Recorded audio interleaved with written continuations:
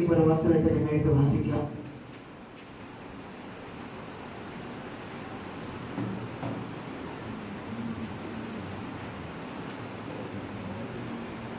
அப்போஸ்தலர் 9வது அதிகாரம் 15வது வசனம் வாசிங்க.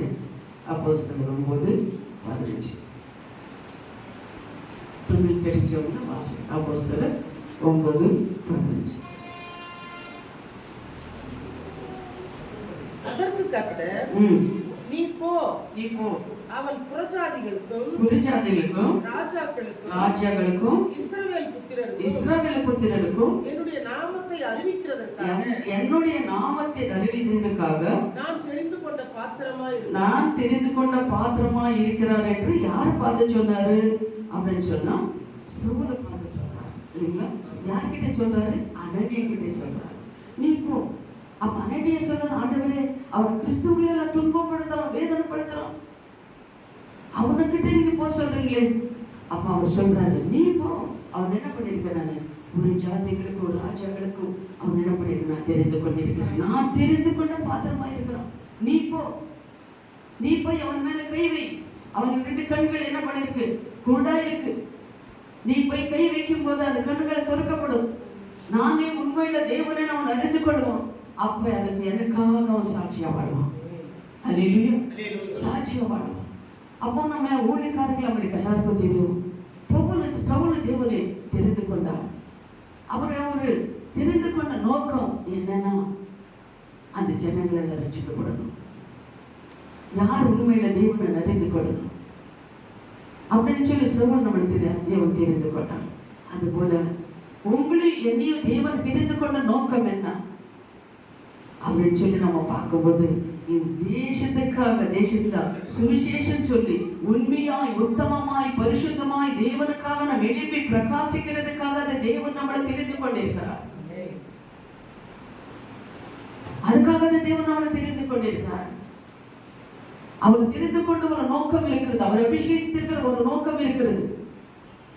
ஆனா சவுல் ஆண்டவர் என்ன சொல், நான் தெரிந்து கொண்ட பாத்திரமா இருக்கிறார். அதே போலதான் நீங்களும் நானும் தேவனை தெரிந்து கொண்ட பாத்திரங்களாக நாங்க இருக்கிறோம். அல்லேலூயா. சரி, சவுலுக்கு எவ்வளவு பாடுகளை வந்தது. ஊழியர் சும்மாவா? ஊழி சந்தோஷமா போயிடுமா? இப்ப நீங்க எல்லாம் நம்ம எல்லாம் இங்க உட்கார்ந்து இருக்கிறோம், சபை வச்சு நடத்திட்டு இருக்கிறீங்க. எவ்வளவு பாடுகள் இருக்கும், உபதிரவம், கஷ்டம், நிந்தைகள், அவமானம், கடன பிரச்சனை, வாடகை கட்ட முடியாது. இப்போ ஒரு பாச செடிச்சிட்டு இருந்தார், வாடகை கட்ட முடியாது. இப்படிலாம் எவ்வளவு பாடங்கள் இருக்கும் இல்லைங்களா? ஆனா உங்களை ஒரு கேள்வி கேட்கிறேன் நானு, எதுக்கு இந்த பாடங்கள் எல்லாம்? எனக்கு தேவன் விட்டா போதும், நான் நல்லா இருக்கவும் தான் வந்தேன். ஆனா எவ்வளவு கஷ்டம் இருக்குதுன்னு எனக்கு தெரியாது. எனக்கு இந்த ஊழியமே வேண்டாம். எப்ப அவங்க நினைச்சிருக்கீங்களா? அவங்க நினைச்சிருந்த கையெழுத்து பாருங்க. அவங்க நினைச்சிருக்கு இந்த ஊழியமே எனக்கு வேண்டாம். எதுக்கு இந்த பாடங்கள் அப்படி நினைச்சிருக்கீங்களா? தேவன் நான் நன்றி சொல்லிட்டேன். ஏன்றீங்களா? உங்களை எதுக்காக தெரிந்து கொண்டிருக்காங்க, உங்களை அபிஷேகம் எதுக்காக பண்ணிருக்காச்சு? அவங்க ராஜ்யத்துக்கு கொண்டு போறதுக்காக, அவங்க ராஜ்யத்தை உங்களை சேர்த்துறதுக்காக கொண்டு போயிருக்கிறாங்க. ஒரு காரியம் பாருங்க, எவ்வளவு பாடங்கள் வந்தாலும், நிந்தைகள் வந்தாலும், அவமானங்கள் வந்தாலும், வியாதி வந்தாலும், கஷ்டங்கள் வந்தாலும், ஊழியத்தை இருக்கிற ஒரு சந்தோஷம் எங்கேயாவது இருக்கா? தேவன பாதத்துல இருக்கிற ஒரு சந்தோஷம் எங்கேயாவது இருக்கா? இல்ல. ஏன்னா அந்த ருசி நம்ம பார்த்திருக்கிறோம். அந்த ருசி பார்த்ததுனாலதான் யார் என்ன சொல்லட்டும், யார் ஏதோ பேசிட்டோம், ஆனா தேவனால் அழுத்திருக்கிறவர் உண்மையிலவர். இன்னைக்கு நான் கஷ்டப்படலாம், நாளைக்கு என்ன பண்ற எனக்கு உதவி செய்வார் அப்படின்னு சொல்லி ஒரு விசுவாசம், ஒரு நம்பிக்கை உங்களுக்கு இருக்கிறதுனாலதான் நீங்க என்ன பண்ற, எவ்வளவு பாடுகள் வந்தாலும் நீங்க நிலைத்து நின்றிருக்கிறீங்க. அல்லேலூயா. அதே போலதான் சவுலுக்கு எவ்வளவு பாடுகள் வந்தாலும் அவர் சொல்றாரு, ஒரு காரியம் சொல்றாரு இல்லைங்களா? அதெல்லாம் நீங்க படிச்சு பார்த்தீங்கன்னா சொல்வாரு, என்னன்னா நான் இயேசு அறிவிக்க கூடாதுன்றாரு. நான் தெரிஞ்சது எப்படி அறிவிக்காம இருக்க முடியும்? தேவனே உண்மையில அவர் என்ன சொல்றாரு, நான் தமாஸ்கா போயிட்டு கொண்டிருந்தேன், ஒரு குரல் நான் கேட்டு என் கண்ணெல்லாம் குருடானது, அன்னையே வந்தாரு, எனக்கு கண்ணுகளை திறந்தது, நான் பார்த்தது, நான் கேட்டது, எனக்கு நடந்தது, நான் விசுவாசித்தது, நான் அன்னை ஜனங்களுக்கு எப்படி தெரியப்படுத்தாம இருக்க முடியும்? நீ சிறைசாலை போட்டாலும் சரி, ராஜ்யங்களை முன்னாடி கொண்டு போய் நிறுத்தினாலும் சரி, நீ என்ன காலேஜ் என்ன சரி சேதம் பண்ணாலும் சரி, ஆனா என் தேவனோட நாமத்தை நான் சொல்லாம நான் சும்மா இருக்க மாட்டேன். அல்லேலூயா. அதே போல தாங்க நீங்களும் நானும் எப்படி இருக்கோம் தெரியுமா? என்ன கஷ்டங்கள் வந்தாலும் சரி, வேதனை வந்தாலும் சரி, வியாதி வந்தாலும் சரி, என் தேவனோட நாமத்தை அறிக்கை செய்யாம, தேவன் அழித்திருக்கிற அந்த அழிப்பு நிறைவேற்றாம நம்ம மறைக்கவே கூடாது. அல்லேலூயா. நமக்கு ஒரு வயிறாக எப்படி அந்த பவுல் எப்படி ஒரு வைராக்கியமா இந்த உலகத்தை வாழ்ந்தாரோ, அது போல இந்த ஊழியக்காரங்களான உங்களுக்கும் எனக்கும் ஒரு வைராக்கியம் வேணும்.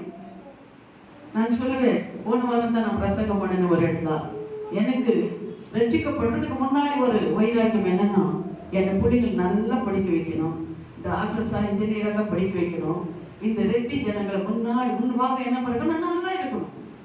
எல்லாரும் பார்த்து என்ன பண்ணணும், என் பிள்ளைங்கள ஆப்பா நல்லா படிச்சிருக்காங்க, நல்லா இருக்கிறாங்க அப்படின்னு சொல்லணும் அப்படின்னு தான் நான் நினைச்சு என் பிள்ளைங்களை ஒரு வைராக்கியத்தோட படிக்க வச்சேன். ஆனா கிறிஸ்தவர்களுக்குள்ள வந்ததுக்கு அப்புறம் எனக்கு ஒரு வைராக்கியம் இல்லை தெரியுமா?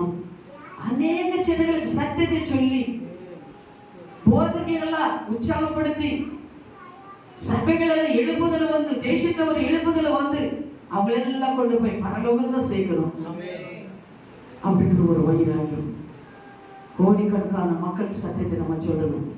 ஆனா ஆண்டவர் சொன்னார், போன வருஷம் தானியேல பிரேயர் அப்படின்னு சொல்லி ஜபத்துல இருக்கும்போது தேவன் சொன்னாரு, 25,000 ஜனங்கள் உனக்கு நான் கொடுக்குறேன்னு சொன்னாங்க. அல்லேலூயா. 25,000 ஜனங்கள் உங்களுக்கு நான் கொடுக்குறேன் அப்படின்னு சொன்னார். அதுக்காக நாம் ஜெபித்துக் கொண்டிருக்கிறோம்.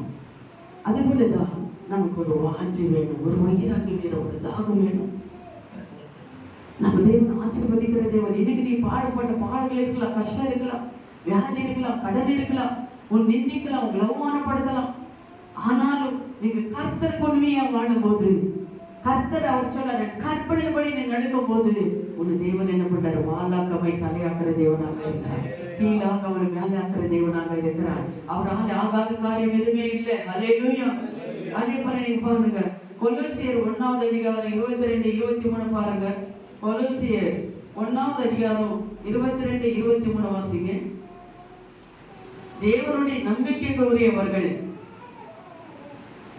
வாசிங்க. நீங்கள் கேட்ட சுவிசேஷத்தினாலே உண்டாகும் நம்பிக்கையை விட்டு அசையாமலும் ஸ்திரமாய் உறுதியும் விசுவாசத்திலே நிலைத்து நிற்பீர்களாக. அல்லேலூயா. நம்ம எப்படி இருக்கணும்னா, நம்ம சுவிசேஷம் கேட்ட அந்த சுவிசேஷம் நம்பிக்கையை விட்டு அசைவே கூடாது. நம்ம கொடுத்திருக்கிறோம் அந்த வேலை ஊழியம், அந்த நம்பிக்கை மட்டும் நம்மள என்ன பண்ண அசைவே கூடாது. ஒரு வைராகியத்தோட நம்பிக்கையோட நாம் இருக்கணும். இன்னைக்கு நான் பாடுபடலாம், கஷ்டம் இருக்கலாம், ஆனா கண்டிப்பா தேவன் என்ன பண்றாரு, என்ன ஆசீர்வதிக்கிறார் என்ற ஒரு நம்பிக்கை நம்மளுக்கு இருக்கணும். அல்லேலூயா. அது எப்படி ஸ்திரமாய் இருக்கணும், உறுதியா இருக்கணும், விசுவாசமா இருக்கணும். நம் விசுவாசம் இல்லாததுனால நாம் விழுந்து போகிறோம். ஒரு விசுவாசம் நம்மளுக்கு வேணும். ஏதாவது ஆண்டவர் சொன்னாருன்னா அது கீழ்ப்படுத்து நடக்கிறவங்களாக நம்ம இருக்கணும். அப்படி நடக்கும் போது தேவன் என்ன பண்றாரு, நம்மளை ஆசீர்வதிக்கிறவரா இருக்கிறார். அல்லேலூயா. அவர் சொல்றாரு, நீ கொஞ்சம் உண்மையா இருக்கும் போது அநேகருக்கு அதிகாரியாக்குவே தேவன் சொல்றார். அந்த வார்த்தையின்படி கொஞ்சம் நம்ம உண்மையா இருக்கும் போது உங்களை அதிகாரியாக்குற தேவனாக இருக்கிறார். அல்லேலூயா.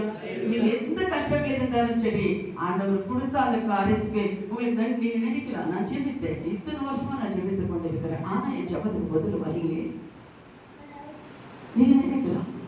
ஆனா ஏற்ற காலத்துல தேவன் என்னென்ன காரியங்கள் செய்வாங்க. அந்த ஜெபம் மட்டும் நான் என்ன பண்ணக்கூடாது, ஒரு விழிப்புணர்வு. அப்படி நீங்க இருக்கும்போது கர்த்தர் என்ன பண்றாருன்னா உங்களை ஆசீர்வதிக்கிறவங்க இருக்கிறார்.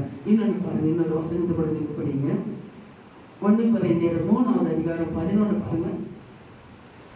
1 கொரிந்தியர் 3:11 போட்டப்பட்டிருக்கின்ற அஸ்திபாரமாகிய கிறிஸ்துவை அல்லாமலும் வேறு அஸ்திபாரம் போட ஒருவனாலும் கூடாது. அந்த கிறிஸ்துவின் அஸ்திபாரம் தவிர வேற அஸ்திபாரம் இருக்கக்கூடாதுன்னு சொல்றாரு. அதே எபேசியர் 2:20 கூட பாருங்க. அப்போஸ்தலர்களும் தீர்க்கதரிசிகளும் தீர்க்கதரிசிகள் எல்லோருடைய அஸ்திபாரத்தின் மேலும் கட்டப்பட்டவர்களுமா இருக்கின்றீர்கள். அதற்கு இயேசு கிறிஸ்தே நமக்கு மூலக்கு தலைக்கல்லா இருக்கிறார். ஹல்லேலூயா.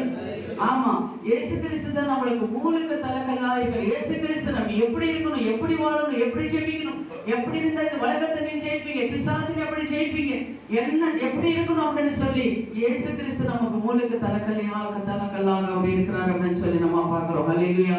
அதே அப்போஸ்தலர் 13:47 பாருங்க. நீர் பூமியின் கடைசி பரியந்தரமும் ரட்சிக்கப்பட்டு இருக்கும்படி உம்மையை ஜனங்களுக்கும் ஒளியாக வைத்தேன் என்று வேத வாக்கியத்தின்படி கர்த்தர் எங்களுக்கும் கட்டளையிட்டு இருக்கின்றபடியினாலே இப்படி செய்கின்றேன் என்றார். ஹல்லேலூயா. அப்ப இந்த பூமிக்கு ஒளியாக உங்களை வச்சிருக்கிறார். நம்ம என்ன பண்ணிருக்கிறாரு?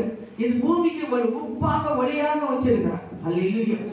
ஒரு ஒளியாக இருக்கும்போது நம்ம என்ன பண்ண, அந்த சுவிசேஷத்துல உண்மையுள்ளவர்களாக, உத்தவர்களாக, பரிசுத்தமாக, ஒரு வைராகியத்துள்ளவர்களாக நாம் இருக்கும்போது கர்த்தர் என்ன பண்ண, நம்ம ஆசீர்வதிக்கிற தேவனாக இருக்கிறார். ஏன் நம்ம சபைகளை பெருக்காம இருக்குது, ஏன் நம்ம இப்படியே இருக்கிறோம், கிறிஸ்தவர்களையே இப்படி எல்லாம் அடிக்கிறாங்க, துன்பப்படுத்துறாங்க. வேற நீங்க பார்க்கும்போது எங்க பார்த்தாலும் என்ன பண்ண, கிறிஸ்தவர்கள் கேவலமா பேசுறாங்க, கிறிஸ்தவர்களாலே கேவலமா பேசுறாங்க, வீட்டு வாடி கொடுக்க மாட்டேன்றாங்க. ஏன் நம்ம இப்படி கேவலமா பேசுறாங்க? நம்ம தேவன் உண்மையில தேவன் தானே, இந்த உலகத்தை உருவாக்கின தேவன் தானே, சிருஷ்டித்த தேவன் தானே. அந்த தேவன் என்ன நம்மளுக்கு சொல்லிக் கொடுத்திருக்காரு, அதுபடி நம்ம நடந்து கொண்டிருக்கிறோமா? ஏன் நம்மளை பார்த்த ஜனங்களுக்கு இருக்கிறாங்க, வீட்டு வாடி கொடுக்க மாட்டேங்கிறாங்க? நம்ம கேரக்டர் எப்படி இருக்குது, நம்ம பேச்சு எப்படி இருக்குது, நம்ம நடிக்கை எப்படி இருக்கிறது, நம்ம சாட்சியாக வாழ்ந்து கொண்டிருக்கிறோமா? அப்படின்னு இருந்தால் ஏன் அவங்கள நம்ம வெறுக்கிறாங்க? பக்கத்துல இருக்கிற வீட்டுல பக்கத்துல இருக்கிறவங்க கிட்ட நம்ம எப்படி இருக்கிறோம், சமுதாயத்துல நம்ம எப்படி நம்ம வாழ்ந்து கொண்டிருக்கிறோம் அப்படின்னு நம்மளே நம்ம யோசனை பண்ணி பாக்குறவங்களாக நம்ம இருக்கணும். நம்ம கேரக்டர் எப்படி இருக்குது, இந்த காரியங்கள் எல்லாம் நம்ம யோசனை பண்ண பார்க்கும்போது நம்ம கிட்ட தவறு இருக்கிறது. கிறிஸ்து எப்படி வாழணும்னு சொல்லியிருக்காரு, அதை கூட நம்ம வாழாம இருக்கிறதுனாலதான் நம்ம என்ன பண்றாங்க, இப்படி இருக்கிறாங்க. ஹல்லேலூயா. என்ன பண்றாங்க, நம்ம என்ன பண்றோம்னா சபைகள்லாம் சரி, வீட்டுலனாலும் சரி ஜெபம் பண்றோம். பக்கத்து வீட்டுக்காரங்க சொல்றாங்க, என்னம்மா இப்ப நாங்க தூங்கி கொண்டிருக்கிறோம், நீங்க கை தட்டி நீங்க என்ன பண்ணாதீங்க, சத்தம் போடாதீங்க, எதுவா நீங்க ஜெபம் பண்ணுங்க அப்படின்னு சொல்றாங்க. அப்ப நம்ம என்ன பண்ணுவோம், என்ன பண்றோம், பண்ணணும். ஆனா நம்ம என்ன சொல்றது தெரியுமா, நம்ம என்ன, ஏமா நீங்க எல்லாம் எந்த சாமியெல்லாம் கூப்பிடும் போது நீங்க என்ன ஸ்பீக்கர்ல வச்சு ஜோர கை தட்டி நீங்க பாடுறீ, நாங்க பாடின என்ன, நாங்க அப்படிதான் பாடுவோம் அப்படின்னு சொல்லும்போது அவங்க என்ன சொல்லுவாங்க, இப்படியே ஒருத்தர் என்ன பண்ணாருன்னா வந்து கேட்டாராம், என்னப்பா இப்படி எல்லாம் பண்றீங்க, எதுவோ பண்ணுங்க, நான் பக்கத்துல இருக்கிறோம், நைட் ஷிஃப்ட்டுக்கு போயிட்டு வரோம், தூங்குறோம் நாங்க, நீங்க இப்படி சத்தம் போட்டீங்கன்னா நாங்க எப்படி தூங்க முடியும் அப்படின்னு சொன்னாங்க. இவர் என்ன பண்ணாரு, இப்படி பேசினாரு, ஏன்னா நீ அது சாமியெல்லாம் வைக்கும் போது அது அப்படி பண்ற இப்படி பண்ற, நாங்க இப்படிதான் பண்ணுவோம், நீ என்ன பண்றியோ பண்ணிக்கோ அப்படின்னு சொல்லி அவர் என்ன பண்ணாரு, சைலண்டா போயிட்டு ஒரு 100 பேர் கூப்பிட்டு வந்தா என்ன பண்ணாரு, அங்கே வீடு இல்லாம காலி பண்ணி அனுப்பிட்டாரு.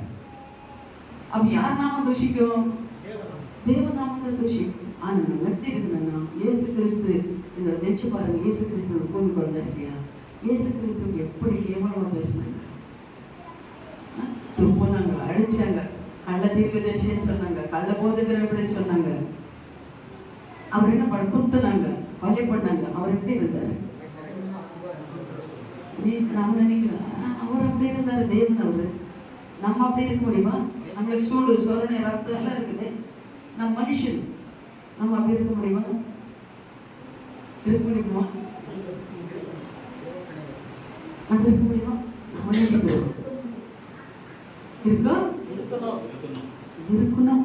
இருக்கணும். அப்படி இருந்தால் மட்டும்தான் நம்ம சாட்சியாக வாழ முடியும். அப்படி இருந்தால் ஆண்டவர் அப்படிதான் இருக்கு சொல்லி இருக்கிறாரு. அப்படி இருந்தால்தான் நமக்கு உறுதியாய் நிற்க முடியும், சாட்சியாய் நாம் நிற்க முடியும், ஆசீர்வாதமாய் நான் நிற்க முடியும், அநேக ஜனங்கள் நம்ம பரலோகத்தை கொண்டு போக முடியும். இல்லைன்னா நம்மளே நிற்க முடியலன்னா நம்ம போய் சாட்சி சொல்லும்போது சாட்சி நிற்குமா? நிற்காது. அல்லேலூயா.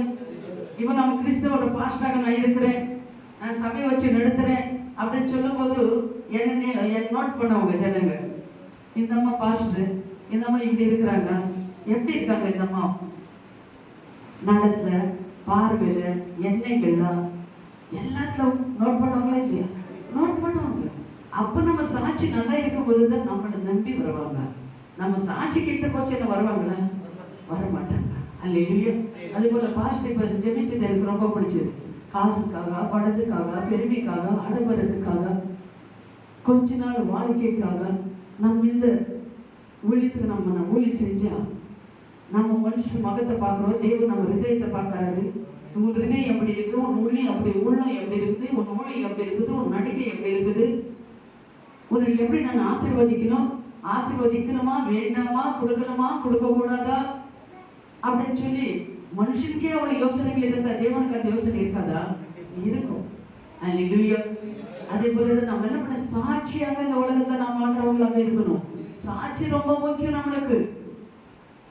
ஏதோ நம்ம கிறிஸ்தவங்களை பேரு கிறிஸ்தவங்களை சொல்லிட்டு நம்ம வாழும் போது நம்மளுக்கு சாட்சி கெட்டு போச்சு என்ன கஷ்டம். நம்ம சபையில சாட்சியாக இருக்கணும், சமுதாயத்துல சாட்சியாக நம்ம இருக்கணும், ஒவ்வொரு இடங்கள்ல நம்ம சாட்சியாக இருக்கணும். அப்படி சாட்சியாக இருக்கும் போதுதான் கர்த்தர் நம்மளை ஆசீர்வதிப்பாரு. இந்த வழக்க பிரகாரமான ஜனங்கள் கூட நம்மளுக்கு மரியாதை கொடுப்பாங்க. அல்லேலூயா. அது போலதான் நம்ம சாட்சி உள்ளவர்களாக இந்த உலகத்துல நாம் இருக்கணும். இரண்டாவதாக நாம் பார்க்கிறோம், தேவனாலே தெரிந்து கொள்ளப்பட்டவர்கள். ஒண்ணுக்கு நாம் பார்த்தோம் தேவனுடைய நம்பிக்கை உரியவர்கள், தேவன் மேல நம்பிக்கை இருக்கிறவங்க. இரண்டாவதாக தேவனாலே தெரிந்து கொள்ளப்பட்டவர்கள் அப்படின்னு சொன்னா நமக்கு நினைப்பு வருதுன்னா யோவான் 1:6 யோவான் என்ன பண்ணார்? ஆண்டவர் தெரிந்து கொண்டார். அதே போல ஏசாயா 40:3 வரை யாராவது படிக்கிறீங்களா? ஏசாயா 40:3 கர்த்தருக்கு ஒளி ஆயுதப்படுத்துங்கள், அவாந்தர வெளியிலும் நம்முடைய தேவனுக்கும் பாதையை செவ்வை பண்ணுங்கள் என்றார். பள்ளங்கள் எல்லாம் உயர்த்தப்படும், சகல மலைகளும் குன்றுகளும் தாழ்த்தப்படும், கோணலையானது செவ்வையாக்கி கருடும் உருளையானவைகளை சமமாக்கப்படும் என்றார். அல்லேலூயா. ஸ்தோத்திரம். அதே போல நம்ம என்ன பண்ணுங்க, யோவான் எப்படி தேவனை தெரிந்து கொண்டு தேவனோட வருகை இயேசு கிறிஸ்து இந்த பூமிக்கு வருவார், நீ ஒளி ஆயுதப்படுத்த அப்படின்னு சொல்லி தேவன் எப்படி யோவான் ஸ்தானம் தெரிந்து கொண்டாரோ, அது போல இரண்டாவது வருகை ஆண்டவர் வரும்போது அவர் ஒளி ஆயுதப்பட்டதுக்காக உங்களை என்ன தேவன் தெரிந்து கொண்டிருக்கிறார். அல்லேலூயா. அப்ப நம்ம என்ன பண்ணணும், தேவனோட வருகைக்கு நம்ம ஜனங்களை ஆயுதப்படுத்தணும். ஒரு கூட்ட மக்கள் நம்ம சேர்க்கணும், அவங்க சத்தியத்தை நம்ம சொல்றவங்களாக இருக்கணும், தேவன் சொல்லி இருக்கிற காரியங்களை அவங்க செய்யறவங்களாக இருக்கணும். அதுக்காக தான் தேவன் நம்மளை அழைத்திருக்கிற தேவனாக இருக்கிறார். அல்லேலூயா. அதே போல பாருங்க, மல்கியா 3:1 கூட பாருங்க, இதோ நான் என் தூதனை அனுப்புகின்றேன், அவன் எனக்கு முன்பாக போய் ஒளியை ஆயத்தம் பண்ணுவான். அப்பொழுது நீங்கள் தேடுகின்ற ஆண்டவரும் நீங்களை விரும்புகின்ற உடன்படிக்கையும் தூதனமானவர் தம்முடைய ஆலயத்திற்கும் தீவிரமாய் வருவார். இதோ வருகின்றார் என்று சேனைகளின் கர்த்தர் சொல்கிறார். ஹல்லேலூயா. ஆமா, நம்ம ஆண்டவரோட வருகை வரும்போது என ஒவ்வொரு சபைகளும் எடுத்துக்கொள்ளப்படும். ஆண்டவரோட ரகசிய வருகை வரும்போது ஒவ்வொரு சபைகளும் எடுத்துக்கொள்ளப்படும் அப்படின்னு சொன்னாலும் தெரியும். அந்த ரகசிய வருகை வரும்போது தூதர்கள் 4 பக்கத்துல இருந்த தூதர்களை பரிசுத்தவான்கள் எல்லாரும் ஒரு இடத்துல சேர்த்துவாங்க, அப்படின்னு கூட்டி சேர்ப்பார் அப்படின்னு சொல்லி நம்மளுக்கு தெரியும். இந்த வார்த்தைகள் எல்லாம் ஜீவனோட வார்த்தைகள். இந்த வார்த்தைகளை நம்ம கீழ்ப்படி நடக்கும் போது, இதுபடி நம்ம நடக்கும் போது, அடுத்தவங்களை போய் நம்ம சுவிசேஷம் சொல்லும் போது, அவங்க ரட்சிப்புகளை நடக்கும் போது கர்த்தர் என்ன பண்ண நம்மளை ஆசீர்வதிக்கிறவராக இருக்கிறார். அல்லேலூயா. அல்லேலூயா. அதே போல நம்ம தேவன் தெரிந்து கொள்ளப்பட்டவர்கள் நாம எல்லாம். நம்ம தேவன் நம்மளை கைவிட மாட்டார். நாம் தெரிந்து, ஏன்னா இப்ப ஆண்டவரோட வருகை வருதுன்னு சொல்லி எல்லாருக்கும் நமக்கு தெரியும். வேதத்துல படிச்சுட்டு வேதத்துல சொல்லி இருக்கிற காரியங்களை மத்தேயு 24:25 நீங்க பாத்தீங்கன்னா, படிச்சு பாத்தீங்கன்னா, லூக்கால நீங்க படிச்சு பாத்தீங்கன்னா, கடைசி காலத்தை நடக்க வேண்டிய ஒவ்வொரு காரியோட தேவனை சொல்லி இருக்கிற அந்த காரியங்கள் எல்லாம் இப்ப நடந்து கொண்டிருக்கிறது. நமக்கு எல்லாருக்கும் தெரியும். யுத்தங்கள் நடக்குது, பூகம்பம், சுனாமிகள் இதெல்லாம் நடக்குதுன்னு சொல்லி ஆண்டவர் சொல்லி இருக்கிறான். ஆனா அந்த காரியங்கள் இப்ப நடந்து கொண்டிருக்கிறதா இல்லையா? ஹல்லேலூயா. நடக்குதா? விசுவாசிக்கிறீங்களா? ஆமென். ஹல்லேலூயா. ஆமா, இந்த கடைசி காலத்துல நாம் இருக்கிறோம் அப்படின்னு சொல்லி கூட நம்மளுக்கு இருக்கு. தேவன் வெளிப்படுத்தார் நம்மளுக்கு. ஹல்லேலூயா. தேவன் என்ன பண்றாரு? வெளிப்படுத்தார். நாம என்ன பண்றோம்? யோபா காலத்துல நடக்கிறது போல மனுஷகுமாரன் வர காலத்துல நடுக்குதுன்னு சொல்லி தேவன் சொல்லியிருக்கிறார். ஆனா நம்ம என்ன பண்ணிருக்கோம்? கண்கள் மூடிக்கொண்டே நாம் இருக்கிறோம். நம்ம என்ன ஆயுதமா இருக்கிறோம்? நினைச்சு பாருங்க. ஆண்டவரோட வருகைக்கு நான் ஆயுதமா இருக்கிறேன். தேவன் கொடுத்த அந்த வேலையை நான் செய்து முடிச்சுட்டேன். எப்போ ஆண்டவர் வந்தாலும் நான் எடுத்துக்கொள்ளப்பட ரெடியா இருக்கிறேன். எத்தனை பேருக்கு நம்ம சொல்ல முடியும்? சொல்ல முடியுமா? ஆண்டவரோட வருகை எனக்கு ஆண்டவர் கொடுத்த வேலை நான் செஞ்சு முடிச்சுட்டேன். ஆண்டவர் எப்போ வந்தாலும் நான் போறதுக்கு ரெடி அப்படின்னு சொல்லி நம்ம சொல்ல முடியுமா? இல்லையே. ஆனா இயேசு கிறிஸ்து சொல்றாரு, நோபா காலத்துல எப்படி நடுக்கிறதோ அது போல மனுஷகுமாரன் வராத காலத்துல நடுக்கும். அப்ப என்ன பண்ண? பொண்ணு கொடுப்பாங்க, பொண்ணு வாங்குவாங்க, அப்படின்னு பொண்ணா பெண்ணா அது சொல்வார் அப்படின்னு சொல்லிருக்கு. அது போல நம்ம எத்தனை பேர் நாம் என்ன பண்றோம்? ஆயுதமா இருக்கிறோம். நினைச்சு பார்க்கலாமா? எதாவது நம்ம ஆண்டவர் சொல்லியிருக்கிறார் கற்பனை எதாவது நம்ம கை கொள்ள நடுக்க முடியுமா? வெறும் எண்ணி முடியுமா? நம்ம எண்ணி பார்க்க முடியுமா? இந்த காரியத்துல நான் தேவனை கொடுத்திருக்கிறேன். இந்த ஊழியத்துல தேவனை அடிச்சிருக்கிற அழைப்புல இந்த காரியத்துல நான் கரெக்டா இருக்கிறேன் சொல்ல முடியுமா? எண்ணி பார்க்க நம்ம முடியுமா? முடியாது, முடியாது. அப்ப நம்ம என்ன பண்ணுங்கன்னா ஆயுத கொண்டவர்களாக நம்ம இருக்கணும். இதுதான் தேவனை நம்ம தேடணும். எப்படி தேடுற? தேவனை எப்படி தேடணும்? ஊழியக்காரங்க நம்ம எல்லாமே வேதனை நம்மளுக்கு தெரியும். எத்தனை மணி நேரம் தேவனின் பாதத்துல நம்ம காரணம்? எத்தனை மணி நேரம் தேவன் பாதத்துல உட்காரம்? நினைச்சு பாருங்க. எத்தனை வசனங்கள் நம்ம வாசிக்கிறோம்? யாராவது நம்ம சொல்ல முடியுமா? இத்தனை மணி நேரம் நான் தேவன் ஒரு 5 மணி நேரம் தேவன் பாதத்துல உட்காரு. ஒரு நாளைக்கு ஒரு 10 அதிகாரம் நான் படிக்கிறேன். ஒரு நாளைக்கு யாருக்காவது ஒருத்தருக்கு போய் நான் சத்தியத்தை சொல்லுவேன். ஊழியத்து மாஸ்டர் ஃபெலோஷிப் எல்லா இடங்களும் நடக்கிறது. எல்லாம் நம்ம போறோம். பிரசங்கியர்களை வந்து பிரசங்கம் பண்றாங்க. ஆனா இதுல நம்ம முன்னேறி இருக்கிறோம். நினைச்சு பாருங்க. இதெல்லாம் பார்க்கும்போது வேதனையா இருக்குது. என்று தெரியல. தேவன் நம்ம கையில இந்த வேதத்தை கொடுத்திருக்கிறாரு. தேவன் பேசியிருக்கிறாரு வேதத்துல ஒவ்வொரு காரியங்களும். கடைசி காலத்துல என்னென்ன நடக்குதுன்னு கூட சொல்லியிருக்கிறாரு. ஆனா அதுக்கு ஆயுதமும் இல்லாம நம்ம இருக்கிறோமே. ஒரு 5 மணி நேரம் ஒரு நாளைக்கு நம்ம தேவனை சொல்லிட்டு நம்ம உட்கார முடியலையே. இந்த உலக பிரகாரமான காரியங்கள் நாம் ஓடிக்கொண்டே இருக்கிறோமே. ஒரு 10 அதிகாரங்கள் நம்ம வாசிக்க முடியலையே. ஒரு மாசத்துக்கு ஒரு குடும்பத்துக்கு கூட நம்ம சத்தியத்தை சொல்ல முடியலையே. ஒரு குடும்பத்துக்கு கூட நம்ம ரட்சிப்புக்குள்ள நடு கொண்டு வர முடியலையே. எங்க பார்த்தாலும் எப்ப பார்த்தாலும் நம்மளுக்கு பிஸியா தானே இருக்கிறோம். எங்க பார்த்தாலும் பிஸி, எங்க பார்த்தாலும் பாஸ்டர் ஃபெலோஷிப், எங்க பார்த்தாலும் மீட்டிங், அங்க அப்படித்தானே நம்ம இருக்கிறோம். இன்னொரு காரியம் திருமணம் உலகாப்போ அது இது உலக பிரகாரமான காரியங்களை நாம் ஓடிக்கொண்டு தானே இருக்கிறோம். நம்ம என்ன செஞ்சு இருக்கிறோம்? ஆண்டவர் வரும்போது நம்ம கேட்பாரு, நம்ம என்ன கண்டு கொடுப்போம்? ஆண்டவர் என்ன சொல்லி இருக்கிறாரு? ஒரு பாஸ்டர் எங்களுக்கு ஒரு பாஸ்டர் ஃபெலோஷிப் இல்லை, பைபிள் ஸ்டடி நாங்கள் போயிருந்தோம். அவர் சொன்னார், இது உலக பிரகாரமா இருக்கிற மனுஷன் ஒரு நாளைக்கு 8 மணி நேரம் வேலை செய்வது போல ஒரு ஊழியக்காரன் 8 மணி நேரம் தேவன் பாதத்தில் அமரணும். அப்படி நீ அமரும் போதுதான் கர்த்தர் உன்னோட பேசுவார். ஒரு கொடுத்திருக்கிற அந்த வேலை என்னன்னு சொல்லி வெளிப்படுத்துவார்.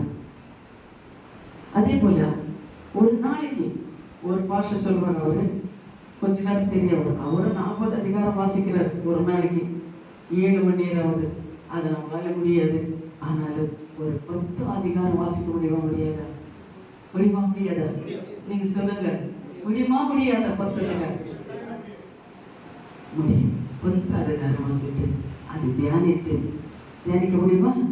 முடியும். அல்லேலூயா. அதே போல இன்னொரு காரியம் என்னன்னா, ஒரு மாசத்துக்கு ஒரு குடும்பமாவது நம்ம சபையில கொண்டு வந்து சேர்க்க முடியுமா? முடியாதா? முடியுமா? முடியாது. முடியும். ஒரு மாசத்துக்கு ஒரு குடும்பம்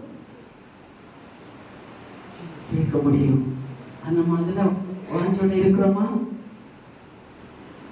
இருக்கிறோமா? இல்லையே. நமக்கு என்ன முக்கியம் என்னன்னா, தசமாக வேணும், காணிக்க வேணும். ஜனங்க யார் எப்படி இருந்தாலும் சரி, அவங்க மனம் திரும்பினாலும் சரி, திரும்பலன்னு சரி, அவர் இந்த அம்மா ஒரு 5000 ரூபாய் தசமாக கொடுத்துருக்குது. அந்த அம்மா எப்படி இருந்தாலும் சரி, என்ன கேரக்டரா இருந்தாலும் சரி, அந்த அம்மா வரணும் சபைக்கு. ஏன்னா அந்த அம்மா வரலன்னா தசமைகள் இல்லை, நமக்கு வாழ்க்கை கட்ட முடியாது. அப்படிதான் ஆனா எல்லாரும் நான் சொல்லுறேன், உங்களை அப்படி இருக்கிறாங்களா இல்லையா? இருக்கிறாங்களா இல்லையா? இருக்கிறாங்க. அப்ப எப்படி ஆண்டவர் நம்மளை ஆசீர்வதிக்க முடியும்? ஒரு கேள்வி நம்மளுக்கு வருதா? கேள்வி வருது நம்மளுக்கு. ஆனா நீ பாருமா, உன்னை தசமாக எனக்கு தேவை கிடையாது.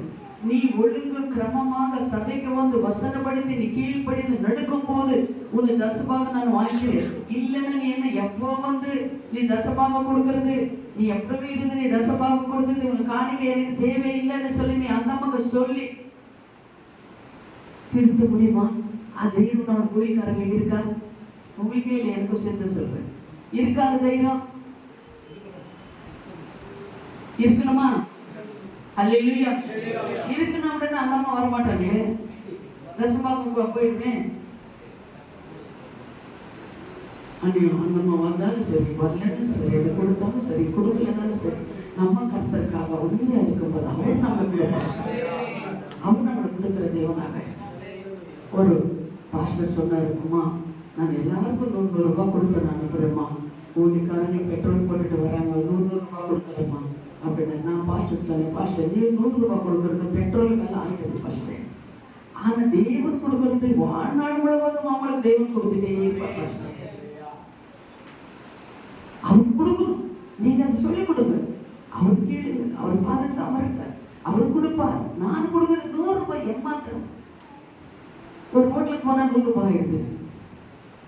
அப்போ இன்னொரு இது என்னன்னா, தப்பா நினைக்காதீங்க, ஆனா நான் எங்க போனாலும் இப்படிதான் சொல்லுவேன், இருக்கிறதெல்லாம் சொல்லிடுவேன். தப்பா ஆனா நான் என்ன சொல்லுவேன்னா, தேவன் கொடுக்கறது எப்போ நிலை தெரிவிக்கும், மனுஷன் கொடுக்கறது நிலை தெரிவிக்காது. அது எதிர்பார்த்து நிறைய பேர் வரீங்க, எனக்கு வராங்க, எனக்கு தெரியும். நீங்க இல்லை, நிறைய பேர் வராங்க. ஆனா அவங்களுக்கும் கஷ்டம் இருக்கு. அவங்க கஷ்டம் நான் இல்லைன்னு சொல்ல முடியாது, அவங்களுக்கு கஷ்டம் இருக்குது.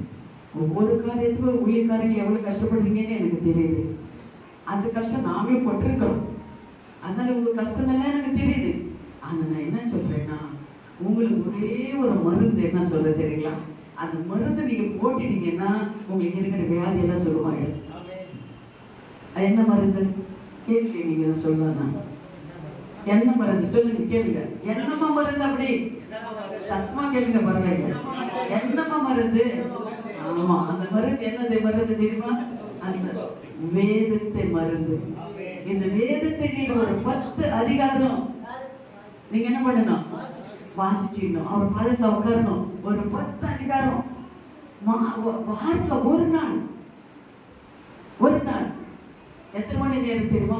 ஒரு 8-10 நேரம், 10 மணி நேரம் அவர் பாதத்தை உபாசனத்தை ஜெபித்தாலே உங்களுக்கு அந்த வியாதி எல்லாம் போயிடும். அல்லேலூயா, அல்லேலூயா. அந்த வியாதி என்ன வியாதி தெரியுமா? கடன்ன்றது வியாதி. இன்னும் பிரச்சனைகளோ, போராட்டங்களோ, இந்த சபையில ஜனங்கள் இல்லாத குறைகள், இதெல்லாம் என்ன ஆகும் தெரியுமா? உங்களுக்கு போயிடும். நீங்க இன்னைக்கு இருந்து ஃபாலோ பண்ணி பாருங்களேன். இன்னைக்கு இருந்து ஃபாலோ பண்ணி பாருங்க. ஆனா உண்மாட்டா பிசாசு. ஆனாலும் ஒரு வைராகி நம்மளுக்கு வேணும்.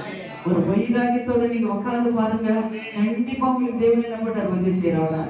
இன்னொரு நாள் தேவனுக்கு சித்தம் இருந்தால் இன்னொரு இடத்துல நமக்கு இருக்கும்போது கூட நீங்க சொல்லுவீங்க, அம்மா நீங்க சொன்னதை சொல்லிருக்கிறாங்க, எனக்கு நான் சொல்லிட்டு போனதை ஃபாலோ பண்ணும்போது மறுபடியும் போகும்போது, அம்மா நீ சொன்னதை நான் ஃபாலோ பண்ணமா, இப்ப என் தேவன் கடன் இல்லாம என்ன நடந்திருக்காரு. என் வியாதியில போயிடுச்சு, குடும்பத்துல பிரச்சனையில போயிடுச்சு, சொந்த சபையே தேவன் கொடுத்துட்டாரு. நான் வாடி கட்டத்துக்கு கஷ்டப்பட்டுட்டு இருந்தேன். அது நீங்க சொன்ன பிறகு நான் ஃபாலோ பண்ணேன். 21 நாள் உபாசம் பண்ணேன். 10 அதிகாரம் ஒவ்வொரு நாளும் நான் படிச்சேன். இன்னொன்னு எப்படின்னா, இன்னொரு காரியம் முக்கியமானது என்ன தெரியுமா? அதை ரொம்ப செய்து நம்ம உபாசம் இருக்கிறோம், ஜெபிக்கிறோம், ஓகே. ஆனா நம்ம வாழ்க்கை மாறணும். நீ வாழ்க்கை மாறாம எரிச்சலும், கோபங்களும், இச்சு, அடுத்தவங்க மேல, அடுத்த ஊழியக்காரங்க மேல குறை சொல்லிட்டு அடுத்தவங்க மேல குறை சொல்லிட்டு பொறாமைப்பட்டுக்கிட்டு ஒவ்வொருத்தருக்கு இச்சு வந்து அவங்களுக்கு எடுக்கலாமா இவங்களுக்கு எடுக்கலாமா, அவங்கள ஏமாத்தலாமா இவங்களை ஏமாத்தலாமா இருந்து நீ 40 நாள் உபவாசம் இருந்தாலும் தேவன் கேட்க மாட்டாரு. அதெல்லாம் விட்டு வெறுகணும்னா நம்ம வேதத்தை நம்ம வாசிக்கிறவங்களாக இருக்கணும், வேதத்தை நம்ம தியானிக்கிறவங்களாக இருக்கணும். ரெண்டாவதாக நம்ம உபவாசம் இருந்து நம்ம ஜெபிக்கிறவங்களாக நம்ம இருக்கணும். இப்ப எனக்கு சுகர் இருக்குது, ஆனா எனக்கு கொஞ்ச நேரம் சொல்ல சுகர் இருக்கு என்னால முடியாது அப்படின்னு சொல்லுவாங்க. சுகர் இருக்கும்போது ஜூஸோ இல்ல இந்த ஒரு காஃபியோ டீயோ எடுத்துட்டீங்க பரவாயில்ல, ஒன்றும் பிரச்சனை கிடையாது. ஆனா உங்களை பாதுக்கு அமரணும், அதுதான் அங்க உட்காரணும். தனியா உட்காரத்துக்கு நம்மளால முடியாது, விடமாட்டா. ஆனா நம்ம அதுக்கு ஒரு இடத்த நம்ம ஆயுதப்படுத்தணும், அந்த இடத்துல போயிடணும். அந்த இடத்த போய் கதவு சாத்திட்டு உபவாசம் நம்ம ஜெபிக்கணும். அப்படி ஜெபிக்கும் போது கர்த்தர் உங்களை ஆசீர்வதிக்கிறவரா இருக்கிறார். ஹல்லேலூயா. அதே போல இன்னொரு வசனத்தை நம்ம எடுத்து வாசிக்கலாம். ஒரு இன்னொரு மூணாவதாக கிறிஸ்துவனாலே தெரிந்து கொள்ளப்பட்டவர்கள். கிறிஸ்துவனாலே தெரிந்து கொள்ளப்பட்டவர்கள் அது நீங்க யாரோ தமிழ் இப்ப தெரிஞ்சவங்க வாசிங்க, எனக்கு அவ்வளவு தெரியாது. யோவான் 15:16 நீங்க வாசிங்க. யோவான் 15:16.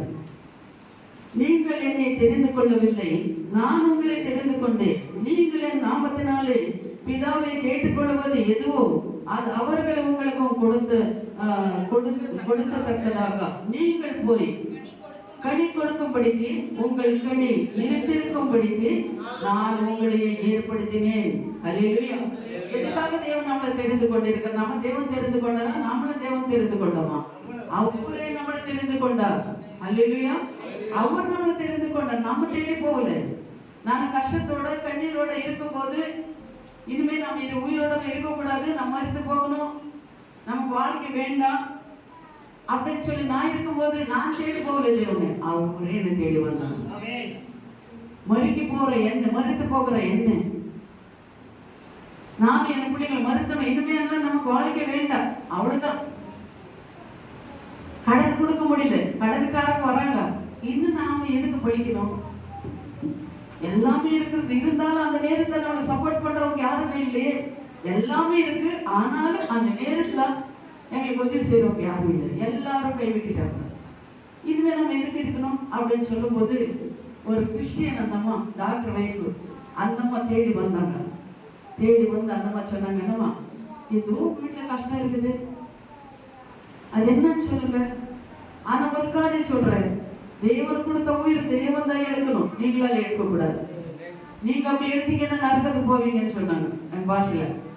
அதுக்கப்புறம் நான் சொன்னேன், பாருமா எங்க வீட்டுல பாத்தீங்கன்னா ஓம் சக்தி போட்டு பாருங்க எவ்வளவு பெருசு இருக்குது, விநாயகர் போட்டோ இருக்குது, எல்லாமே இந்த சாமிகளுக்கு ஒரு நாளைக்கு 500 ரூபாய் பூ போட்டு சாம்பிராணி போட்டு நான் கும்பிட்டு இருக்கிறேன். ஆனா அந்த தேவர்கள் எல்லாம் எனக்கு விட்டுட்டாங்க, உங்க தேவன் யாரு அப்படின்னு அவங்க சொன்னாங்க. என் தேவன் இயேசு கிறிஸ்து, உனக்காக கூட அவர் மறித்து இருக்கிறார், உனக்காக இந்த பூமிக்கு வந்தார் அவரு. அப்ப நான் சொன்னேன், அது என தேவனு கிடையாது, அவங்க வெளிநாடு தேவன்னு சொல்றாங்க, என தேவனு கிடையாது, என தேவர்களை பாருங்க எல்லா தேவர்களும் என் கை விட்டாங்க. அப்ப அவங்க சொன்னாங்க, இல்லை நீங்க கூப்பிடுங்க பரவாயில்லை, ஆனாலும் இவரு விசுவாசிங்க அப்படின்னு சொன்னாங்க. அப்போ சரி நான் அந்தம்மா கூப்பிடும் அப்படின்றதுக்காக சோப்பை மேல படுத்திருக்கிறேன். ஆனா அந்தம்மா சொன்னாங்க, நீ படுத்துக்காங்க பரவாயில்ல, நான் காது மட்டும் இந்த பக்கம் கொடுங்க. அப்ப அந்த காதை மட்டும் கொடுங்க அப்படின்னு சொல்லிட்டு சங்கீதம் 91வது சங்கீதம் அந்தம்மா வாசிச்சாங்க. அது வாசிக்க எனக்கு என்னன்னா ஒரு தைரியம், என்ன இதெல்லாம் இப்படி சொல்றாங்களே, இப்படி வாசிக்கிறாங்களே, நான் ஏன் சாகணும், எனக்கு என்ன சொத்து இருக்குது, நாங்கள் நல்லா இருக்கணும், எனக்கு எல்லாரும் இருக்கிறாங்க, எதுக்கு நான் சாகணும்? சாகக்கூடாது. ஒரு தைரியம் வந்தது எனக்கு, ஒரு தைரியத்தை வந்ததுக்கப்புறம் அதுக்கப்புறம் எளிமை நான் உட்காந்து அந்த மாதிரி சொன்னாங்க, அம்மா இங்க சர்ச்சுக்கு வாங்க. சர்ச்சுக்கு நாங்க போனேன், வழியாலும் எனக்கு புரியல. ஆனா அந்த உள்ளே போறதுக்குள்ளே என்ன கழுத்தை பிடிச்சி பெண்ணுற மாதிரி இருக்குது. ஆனா அந்த அம்மா சொல்லியிருந்தாங்க, ஃபர்ஸ்ட் நீங்க வந்து என்ன நடந்தாலும் சரி நீங்க சர்ச்சு விட்டு போகக்கூடாது. அப்ப அவங்க ஜெபிக்கிறாங்க, பாடுறாங்க, வசனங்கள் சொல்றாங்க. எனக்கு என்ன அப்படின்னா நான் வீட்டுக்கு போகணும், தற்கொலை பண்ணிக்கணும்.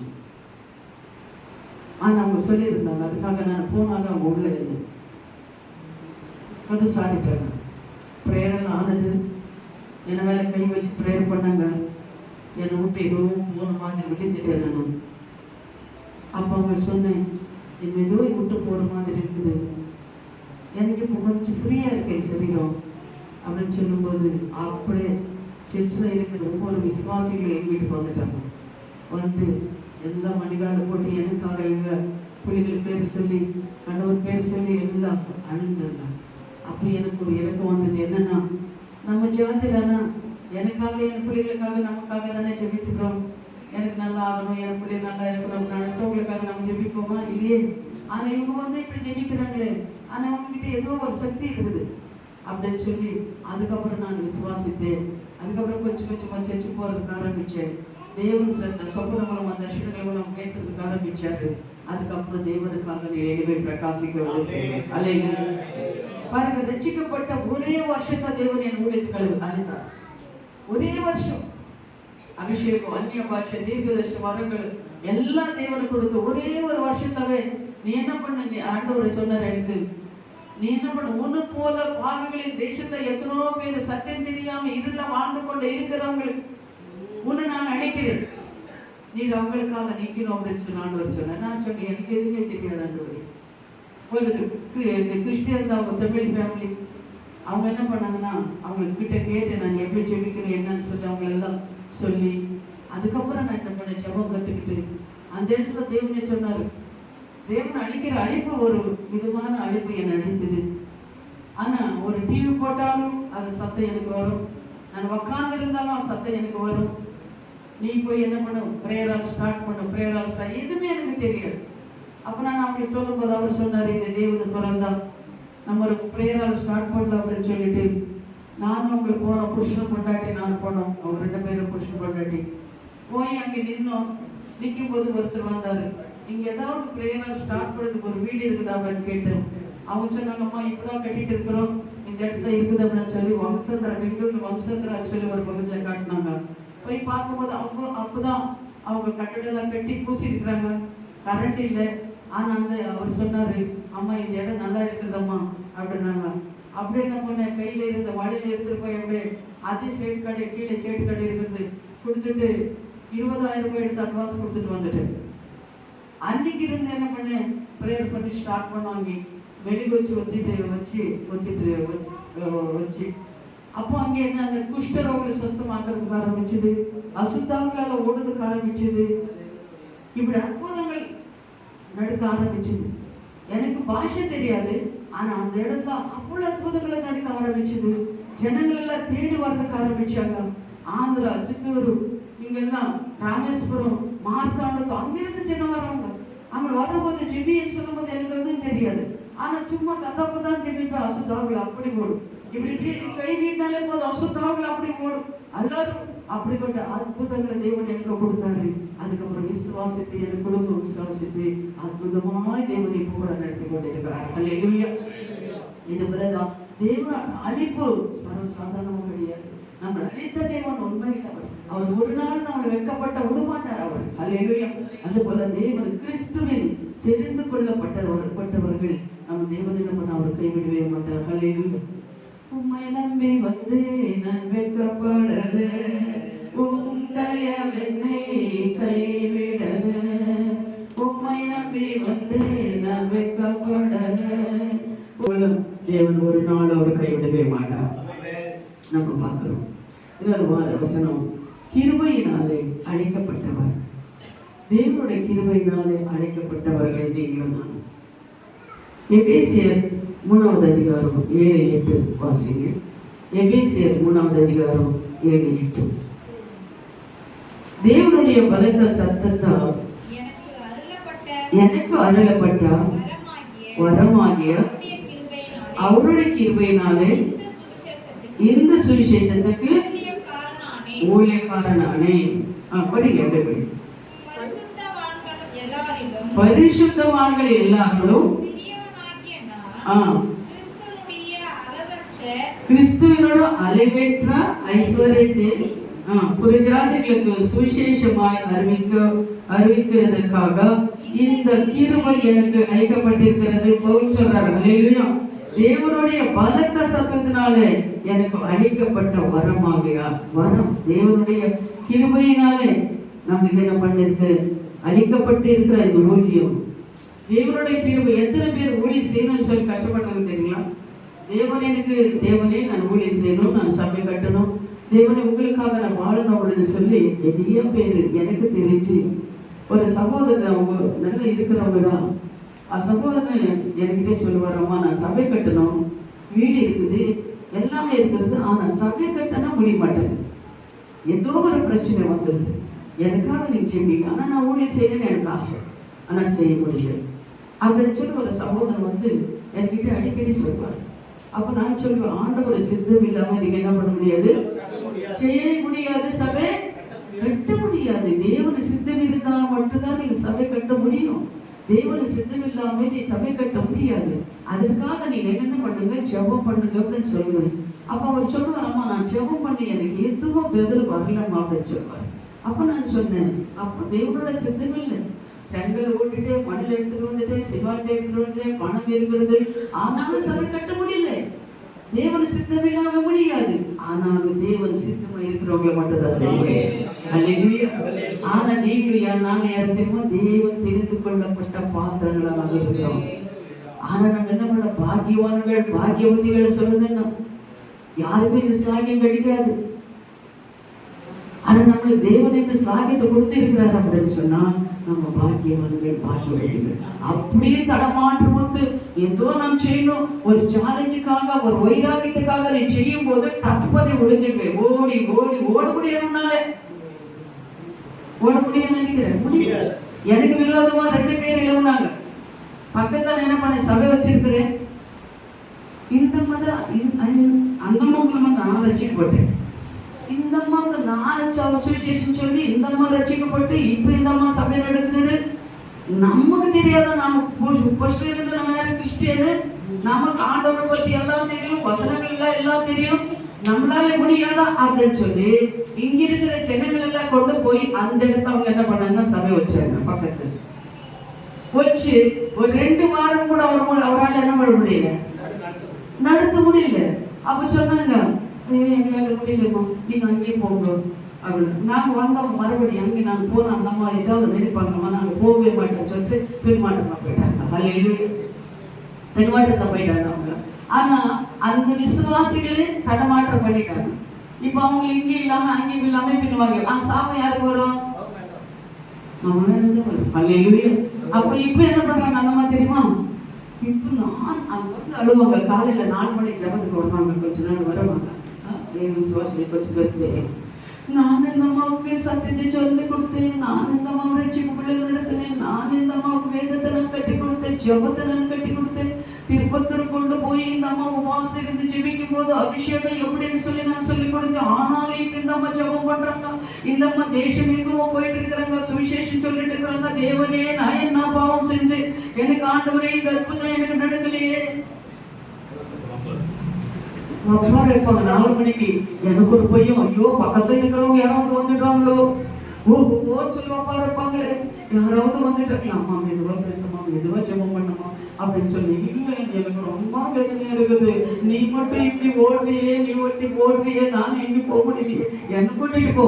சரி ஓகே நான் கூட்டிட்டு போறேன், 2 இடத்துக்கு 3 இடத்துக்கு கூட்டிட்டு போறேன். போனா எல்லாருக்கும் சொல்லுதாங்கம்மா, என்ன நான் தான் இந்த அம்மாவை செக்குள்ளே நடத்துறேன், நான் தான் இந்த அம்மா ரட்சிப்புள்ளே நடத்தினேன், நான் தான் இந்த அம்மா ஜபம் கற்றுக் கொடுத்தேன். சரிம்மா, ரட்சிப்புள்ளே நடத்த ஜபம் கற்றுக் கொடுத்த சந்தோஷம்தான், ரட்சிப்புள்ளே நான் வந்தேன், ஓகே. அது நான் சந்தோஷமா, நான் என் தேவன் நடத்துறாரு, நீ சந்தோஷப்படு. என்ன பண்ணு, என் நடத்துறாரு, நீ சந்தோஷப்படு, ஒண்ணு தேவன் நடத்துவார். அப்படி இப்ப என்ன பண்றது, எங்க கூட்டிட்டு போறது இல்லை. அன்னைக்கு சரி இங்க கூட்டிட்டு போயிருக்கேன், இங்குதான் குடியாத்தம் போன வாட்டி வரும்போது நான் கூட்டிட்டு போனேன். அந்த டேவிடா அவனோட சபைக்கு வரும்போது அன்னைக்கு கூட்டிட்டு போயிட்டு வீட்டுக்கு சபைக்கு போறோம், போய் ஜபம் பண்ணிட்டு இருக்கிறேன். தேவன் பேசுறார், செத்துவே ஏன்னா யூதாஸ் காரியத்தை கூட கூட்டிக் கொண்டு சுத்திட்டு இருக்கிறேன். என்ன சொல்றாரு, யூதாஸ் யூதாசு கூட கூட்டி சுத்தி கொண்டு இருக்கிறீர்கள். எனக்கு யார் யூதாசு, யார் கூட்டிட்டு சுத்திட்டு இருக்கிறேன் நான் கொஞ்ச நாள் புரியல. அதுக்கப்புறம் தான் புரியுது, ஓ இதுதான் பாவம். இந்த அம்மாவுக்கு அந்த அம்மாவுக்கு பாவம் புரியல. என்ன பண்றது, முடியல. பிறந்த பிறகு கிறிஸ்தவங்க தான். ஆனால் நம்ம என்ன பண்ணக்கூடாது, அப்படி இருக்கக்கூடாது. அந்த பொறாமையோட நம்ம இருக்கக்கூடாது. ஸ்திரீகளுக்கு கூட என்ன இருக்கும் நான் சொல்றது என்னன்னா, யாராவது நல்லா இருந்தா நம்ம சந்தோஷப்படணும். தேவன் யாராவது எடுத்து உபயோகப்படுத்துறாங்கன்னு நம்ம சந்தோஷப்படணும். நமக்கு தேவனை நம்ம தலையெழுத்து நம்மளது, அவங்கள அழைத்திருக்கிறாங்க. இப்போ அவங்களது நல்லா இருக்கட்டும். ஊழியக்காரங்களானாலும் சரி, சகோதரிகளானாலும் சரி, யாராவது நல்லா இருந்தா நம்ம பொறாமைப்படக்கூடாது, நம்ம சந்தோஷப்படணும். ஹல்லேலூயா. அதுபோல தேவன் நம்மளை அழைத்திருக்கிற தேவன் உண்மையாளராக இருக்கிறார். ஹல்லேலூயா. அதே போல சரி, நீங்க இப்போ சபையில விசுவாசம் இல்லாம இருக்கலாம், கடனோட இருக்கலாம், கஷ்டத்தோட இருக்கலாம். ஆனா உங்களுக்கு தேவன் இப்படி விட்டுடுவாரா? விடமாட்டாரு. உங்களை என்ன பண்ண மாட்டாரு? விசுவாசம் இருக்கா? விசுவாசம் இல்லையா? சொல்லுங்க. உங்களுக்கு இப்போ இதுல சபையில ஜனங்க இல்ல, கடனோட இருக்கிறீங்க, சபைகள் இல்ல, கஷ்டப்படுறீங்க. ஆனா நீங்க உண்மையா இருக்கிறீங்க, தேவன் தேடுறீங்க தானே, தேடுறீங்க. ஆனா உங்களுக்கு தேவன் இப்படி விட்டுடுவாரா? விசுவாசம் இருக்கா? அல்லேலூயா, அல்லேலூயா. சொல்லுங்க, எனக்கு விசுவாசம் இருக்கு. என் தேவன் என்னை விட மாட்டாரு. என் தேவன் ஒரு நாள் என்னை உயர்த்துவாரு. அல்லேலூயா. நான் வெட்கப்பட்டு போக மாட்டேன். ஏன்னா இந்த ஊழி அவங்களுக்கு கிடையாது, அவரது. இந்த ஊழி எனது கிடையாது, அவரது. அளித்தவர் அவரு, தெரிந்து கொண்டவர் அவரு. ஒரு நாள் என்னை வெட்கப்பட விட மாட்டாரு. 38 வருஷமா சிலுவாய் படத்துல படுத்து நான் வேதஸ்தன் பார்த்து அட்டை விட்டுட்டாரா? என்ன பண்ணாரு? போனாரு. ஆண்டவப்பா, நீப்பா யாரும் எதிர்ப்பா எனக்கு சிலுவாய் படத்துல இருக்கலையா? இல்ல ஆண்டவரே, நீ இப்ப எலும்பு நடு, படுக்கை எடுத்துட்டு நீங்க என்ன பண்ண? ஓ நடு. அவங்க நடுதான் இல்லையா? அது போல நம்மளை இப்படியே வைக்க மாட்டாரு. தேவன் எழுத்துவார். எகிப்து தேசத்துக்கு போனாங்க ஜனங்க, இஸ்ரவேல் ஜனங்க. அவங்க விட்டுட்டாரா அப்படியே? நீ அங்கே ஏதோ கஷ்டம் சுகமா எங்கோ அங்கேயே இருன்னு சொல்லிட்டாரா? இல்ல அவர் எழுப்பினாரா? எழுப்பி கொண்டு வந்தாரா? அதுக்கு மோசே தெரிந்து கொண்டார். எகிப்து தேசத்தை இருந்து ஜனங்கள் என்ன பண்ணாரு? கொண்டு வந்தார். ஹல்லேலூயா. அது போல உங்களை அப்படி விட மாட்டார் தேவன். உங்களை தேவன் ஒரு நாள் எழுப்புவாரு. நீங்க நினைக்கலீங்க, இந்த அம்மா என்ன, இந்த அம்மாவுக்கு என்னமா இருக்குன்னு சொல்றாங்க, ஆனா நான் எனக்கு கஷ்டம் அந்த அம்மாவுக்கு எப்படி தெரியும் நீங்க நினைக்கலாம். ஆனா அவருக்கு எனக்கு தெரியாது, அவருக்கு தெரியும். ஆனா நீங்க இப்படியே இருக்க மாட்டீங்க. உங்க சபைகளை பெருகும். தேவன் உங்களை வளர்த்துவார். தேவன் உங்களை வாழக்கவே சபையாக்கிற தேவனாக இருக்கிறார். தேவனால ஆகாத காரணம் எதுவுமே கிடையாது. நீ விசுவாசித்தாலே போதும், தேவனுடைய மகிமை காண்பாய். அல்லேலூயா. அதுபோல உங்களை அப்படியே விட மாட்டாரு. தேவன் என்ன பண்ணிருப்பாரு? எகிப்து தேசத்துக்கு போன யோசேப்பு சரிசல்லம் இருந்தாரா? அடிமைத்தனத்துல இருந்தாரா? என்ன பண்ணாரு அவர்? ஆனா அவரு ஒரு காரியம், சரிசல்ல அடிமைத்தனத்துல இருந்தாரு. ஆனா அந்த பாடுகளால் அவர் என்ன பண்ணாரு? சகித்தார். என்ன பாடுகள் வந்தாலும் அவர் சகித்தார். தேவன் மேல வைத்த அந்த விசுவாசம் அவர் முடிவே இல்லை. அதனால என்ன பண்ணாரு? எகிப்து தேசத்துக்கே ஒரு பிரதான மந்திரியாக அவர் மாற்றினார். அப்ப இந்த உலகத்துல நம்மளுக்கு பாடுகள் வந்து நம்ம சகிக்கிறவங்களாக இருக்கணும். நம்ம சோர்ந்து போக கூடாது, ஜபம் விடக்கூடாது, வேதத்தை விடக்கூடாது, ஊழியத்தை விடக்கூடாது. யார் என்ன சொன்னாலும் சரி, நம்ம என்ன பண்ண உறுதியா நம்ம இருக்கிறவங்களாக இருக்கணும். நம்ம சாட்சியோட நம்ம இருக்கிறவங்களாக நம்ம இருக்கணும். அப்படி இருக்கும் போதுதான் இது உலகத்தை நம்ம ஜெயிக்க முடியும், பாதாளத்தை நம்ம ஜெயிக்க முடியும். இயேசு கிறிஸ்து வந்தாரு, இந்த உலகத்துக்கு வந்தாரு இல்லையா? இந்த பூமிக்கு வந்து இயேசு கிறிஸ்து இந்த உலகத்தை ஜெயிக்கலன்னா, பாதாளத்தை ஜெயிக்கலன்னா, உனக்கும் எனக்கு ரட்சிப்பு, உங்களுக்கும் எனக்கு ரட்சிப்பு வந்திருக்குமா? அவர் பின்வாங்கி போயிருந்தா வந்திருக்குமா? வந்திருக்காது. அவர் என்ன பண்ணாரு? என்ன நடந்தாலும் தேவனுக்கு ஸ்தோத்திரம் சொன்னாரு. ஹல்லேலூயா. எவ்வளவு பாடுகள் உபத்திரங்கள் வந்தாலும், துப்புனாலும், அடிச்சாலும் அவர் என்ன பண்ணாரு? இந்த உலகத்தை ஜெயித்தார், பாதாளத்தை ஜெயித்தார். அது போல இந்த உலகத்துல நம்ம ஜெயிக்கும் போதுதான் நம்மளுக்கு பரலோகம். ஒரு வேலை, இந்த உலகத்துல நம்மளுக்கு ஒரு வேலை, உங்க பிள்ளைகளுக்கு ஒரு வேலை தேவை. அது வேலை வேணும் போது வேணும்னா அதிகாரி கிட்ட நீங்க எத்தனை நாள் போவீங்க? எத்தனை அப்ளிகேஷன் போடுவீங்க? எவ்வளவு லஞ்சம் கேட்டாலும் கொடுப்போம் தானே? லஞ்சம் கேட்டாலும் கொடுப்போம். ஏன்னா என் பிள்ளை நல்லா இருக்கணும், என் பிள்ளைக்கு படிச்சிருக்கிறேன், என் பிள்ளைக்கு ஒரு வேலை வேணும். தாய் தகப்பனுக்கு எல்லாருக்கும் ஆசை இல்லையா? அப்போ இது உலக பிரகாரமா இருக்கிற ஒரு வேலை வாங்கினாலே எவ்வளவு கஷ்டம் நம்மளுக்கு. அவங்க என்ன சொன்னாலும் எப்போ வர சொன்னாலும் போகணும், அவங்க லட்சம் கேட்டா கொடுக்கணும் இல்லையா? அது நம்மளுக்கு பரலோகத்துல நம்ம போகணும்னு எவ்வளவு கஷ்டம் இருக்கு நம்மளுக்கு. அல்லேலூயா. நம்ம அங்கே போகணும்னா நம்ம எவ்வளவு பாடுகள் நம்மளுக்கு வேணும், எவ்வளவு உபத்திரங்கள் வரும், பாடுகள் வரும். அதெல்லாம் சகிக்கிற மனுஷன் பாக்கியவான். அல்லேலூயா. அதெல்லாம் இந்த மாதிரி பாடுகள் வரும்போது நம்ம என்ன பண்ணக்கூடாது, சோர்ந்து போவே கூடாது. நம்ம எப்பொழுது தேவனை கொடுத்து தேவன்கிட்ட அறிக்கை செய்கிறோம்னா அந்த காரியத்துல நம்ம உண்மையில் அவர்களாக இருக்கணும். நீ கொஞ்சத்துல உண்மை இருந்தால் அநேகத்துல அதிகாரி ஆக்கிறேன்னு சொல்றாரு. நீ என்ன பண்ண, நேரில் தேவனுக்கு கொடுக்கணும். 7 மணிக்கு நான் தேவனை பாதத்துல இத்தனை மணி நேரம் நான் உக்காடுறேன், 5 மணி நேரம் உக்காடுறேன்னா 7 மணி கரெக்டா நீங்க அங்க போயிடணும். 7 மணிக்கு தேவன் அந்த இடத்துல இந்த இடத்துல எதிர்பார்ப்பாரு. 9 மணிக்கு சர்வீஸ் அப்படின்னு சொல்லி 8:45 நீ வந்து நிக்கணும். அப்படி இருக்கும்போதுதான் கர்த்தர் உன் ஹிருதயத்தை பார்த்து உன் ஆசீர்வதிக்கிறவரா இருக்கிறார். அல்லேலூயா. அதே போல சாயந்தரம் கூட இத்தனை அதிகாரம் நான் படிக்கிறேன், இவ்வளவு நான் செய்யறேன், இந்த நாள் நான் உபவாசம் இருக்கிறேன். ஒவ்வொரு காரியங்களா நம்ம என்ன பண்ணணும், உண்மையா இருக்கும்போது கர்த்தர் நம்ம ஒரு நாள் கைவிடுவாங்க. அதே போல நம்ம பேச்சுல, நம்ம நினைக்கல, நம்ம பார்வையில எல்லாத்தையும் தேவனுக்கு நம்ம உண்மையிலவர்களாக நம்ம இருக்கணும். அல்லேலூயா. அப்படி இருக்கும் போது உங்களை என்ன பண்றது, இப்படியே உங்களோட மாட்டாங்க, உங்க விளக்குவாங்க. உங்க சபையை நெருப்புல ஜனங்கள் இல்லை, கண்டிப்பா நெருப்புவாங்க. உங்களுக்கு சொந்த சபையில சொந்த சபை கண்டிப்பா கொடுப்பாரு ஆண்டவர். என்னென்ன தேவையோ, என்னென்ன எடுத்துக் கொண்டிருக்கிறீங்களோ அந்த தேவைகளை தேவன் சந்திக்கிறவராக இருக்கிறார். சீஷர்கள் எப்படி ஒரு வைராக்கியமா வாழ்க்கை பாத்தீங்களா தேவனுக்காக. பரிசுத்தவான்களை நம்ம பார்க்கிறோம், பரிசுத்தவான்களை எவ்வளவு வைராக்கியமா வாழ்ந்தார் பாத்தீங்களா. நீங்க வேதத்தை படிக்கிறீங்க, ஆனா பரிசுத்தவான்களானாலும் சரி, சீஷர்களானாலும் சரி, எந்த ஒரு கஷ்டம் இல்லாம நான் வந்துட்டேன் சொல்லியிருக்காங்களா?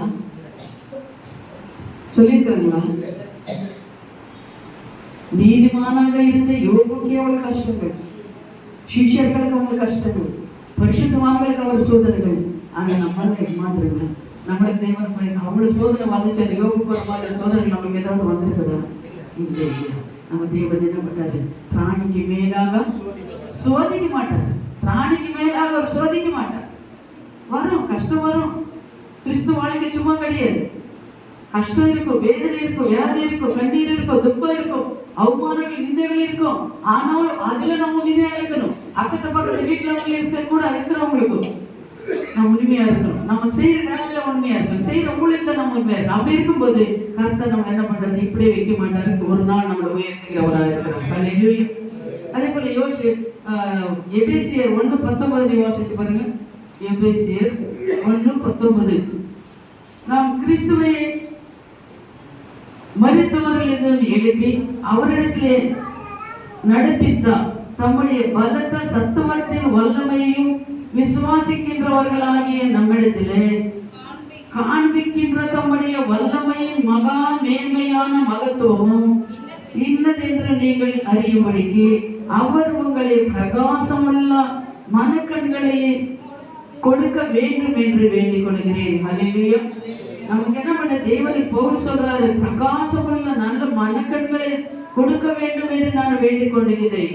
1 கொரிந்தியர் 15:9 கூட பாருங்க. 1 கொரிந்தியர் 15:9 கூட, நான் அப்போஸ்தலன் என்றும் அப்போஸ்தலர்கள் எல்லாரும் சிறுவனாயிருக்கின்றேன், தேவனுடைய சபையினை துன்பப்படுத்தினேன், நான் அப்போஸ்தலன் என்றும் பேர் பெறுவதற்கும் பாத்திரன் அல்ல.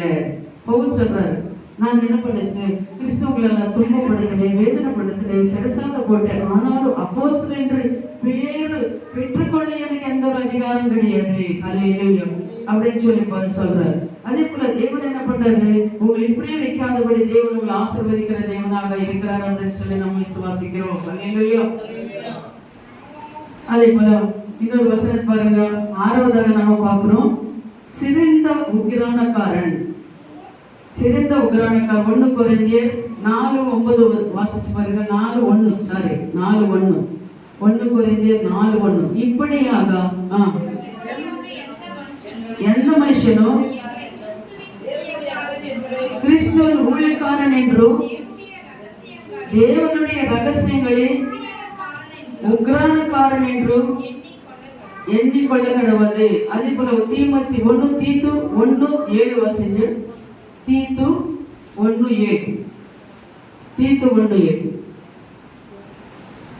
ஏனெனில் கண்காணியானவன் தேவனுடைய உக்ரானக்காரனை கேட்ட விதமாய் குற்ற சாட்டப்படாதவனும் தன் இஷ்டப்படி செய்யாதவனும் முற்கோபம் இல்லாதவனும் மதுபான பிரியன் இல்லாதவனும் இப்படி அழியாதவனும் எளியவன் ஆதாயத்தை இச்சையாதவன்.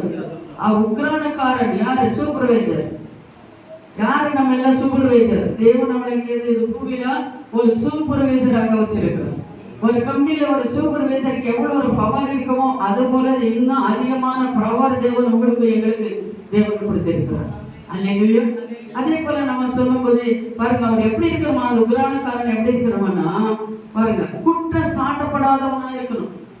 அக்கத்து பக்கத்துல வேலை செய்யற இடத்துல போகும்போது வரும்போது, அப்பா இவர் சரியில்லை, இவர் காடனை காசு வாங்குறானா கொடுக்க மாட்டான், ஆனா எது கேட்டாலும் காசு கொடுத்து கேட்டுட்டே இருப்பான். இவர் ஏமாத்தக்காரன், இவர் மோசக்காரன், இவன் பொய் சொல்றவன் அப்படின்னு சொல்லி அந்த குற்றம் சாட்டப்படாதவனாக நம்ம இருக்கணும் ஊழியக்காரர்கள். அல்லேலூயா. அவர் குற்றம் சாட்டப்படாதவனா இருக்கணும். இன்னொன்னு பாருங்க, தன் இஷ்டத்தின்படி செய்யாதவனும் முற்கோபம் இல்லாதவனும். தன் இஷ்டப்படி நம்ம செய்யக்கூடாது. நம்ம என்ன பண்ண, தேவன் நம்மளை கொடுத்திருக்கிற ஞானத்தை பிரயோஜனப்படுத்தி அவர்கிட்ட ஜெபம் பண்ணி ஒரு காரியம், ஒரு சபை கட்டணுமா, ஒரு ஊழியம் செய்யணுமா, ஒரு திருமணம் பண்ணணுமா, என்ன காரியங்கள் செய்தாலும் சரி, எங்கேயாவது நீ போகணுமா, ஊழியத்துக்கு போகணுமா, என்ன செய்தாலும் தேவனும் பாதத்தை நீ கேட்டு அதை நீ செய்யும் போது கர்த்தர் தன் இஷ்டப்படி செய்யாம அப்படி செய்யும் போது தேவன் என்ன பண்றாரு? உங்களை ஆசீர்வதிக்கிறவரா இருக்கிறார். அல்லேலூயா. நான் ஒரு இடத்துக்கு ஊழியத்துக்கு போகணும்னு ஆண்டவர்கிட்ட கேட்டுட்டு கேட்காம நான் சொல்லவே மாட்டேன். அவர்கிட்ட கேட்டுதான், ஆண்டவர் இந்த இடத்துக்கு நான் போகணுமா போகக்கூடாதா அப்படின்னு சொல்லி நான் கேட்டு அதுக்கப்புறம் தான் நான் என்ன பண்ணுவேன்? வரலன்னு சொல்லி சொல்லுவேன். அல்லேலூயா. நம்ம இஷ்டப்படி நான் என்ன பண்ணக்கூடாது? செய்யக்கூடாது. சின்ன காரியமானாலும் சரி, பெரிய காரியமானாலும் சரி, இஷ்டப்படி நம்ம செய்யக்கூடாது. ஏன்னா நம்மளை அடித்தவர் உண்மையுள்ளவர், நம்ம கூட ஒருத்தர் இருக்கிறார், அவரு கேட்டுட்டு தான் நம்ம செய்யணும். வீட்டுல பெரியவங்க இருந்தா அவருக்கு தெரியாம நம்ம ஏதாவது செய்ய முடியுமா? முடியாது. அப்போ வீட்டுல இருக்கிற அந்த பெரியவங்களுக்கு நம்ம சொல்லி செய்யும் போது அவங்க ஆசீர்வாதம் நம்மளுக்கு கூட இருக்கு. நமக்கு இருக்கும் போது நம்ம என்ன செய்தாலும் அது வாய்க்கும். அல்லேலூயா. அதே போலதான் நம்ம என்ன பண்ணணும், என்ன இருந்தாலும் சரி நம்ம தேவனுக்கு தெரியாம செய்யவே கூடாது, தேவனுக்கு கேட்காம. அதுக்கப்புறம் முற்கோபம் இல்லாதவன். ஒவ்வொருத்தரை பார்க்கும்போது முற்கோபம், எடுத்தாலும் கோபம், விசுவாசிகள் மேல கோபம், சபையில வீட்டுல புள்ளிகள் மேல மணிய மேல கோபம். முற்கோபம் இல்லாதவன் உக்ரானக்காரனா இருக்கவே முடியாது. அல்லேலூயா. அந்த முற்கோபம் எல்லாம் நம்மளை விட்டு விலகணும். எதுக்கு கோபப்படணும்? அதுக்கு கோபப்படணும். ஆனா சூரியன் உதிக்கிறதுக்கு முன்னாவாக அது என்ன பண்ணுமா? தெளிந்து போகணும். அல்லேலூயா. ஆனா அந்த ஊழியக்காரனுக்கு ஒருத்தர் பார்த்தேன்னா கோபம் எப்ப பார்த்தாலும் எரிச்சல். வீட்டுல குடும்பத்துல சமாதானம் இருக்காது, சந்தோஷம் இருக்காது. புள்ளிங்க மேல எரிச்சல், மனைவி மேல எரிச்சல், சபையில வந்தா எரிச்சல். அப்படி உக்ரானக்காரன் ஊழியக்காரனுக்கு அப்படி இருக்கும்போது எப்படி அந்த சபை பெருகும்? அந்த குடும்பத்துல எப்படி சமாதானம் இருக்கும்? அந்த குடும்பத்துல எப்படி சந்தோஷம் இருக்கும்? இருக்காது. அல்லேலூயா. அப்ப அந்த முற்கோபம் நம்மளுக்கு என்ன பண்ணக்கூடாது?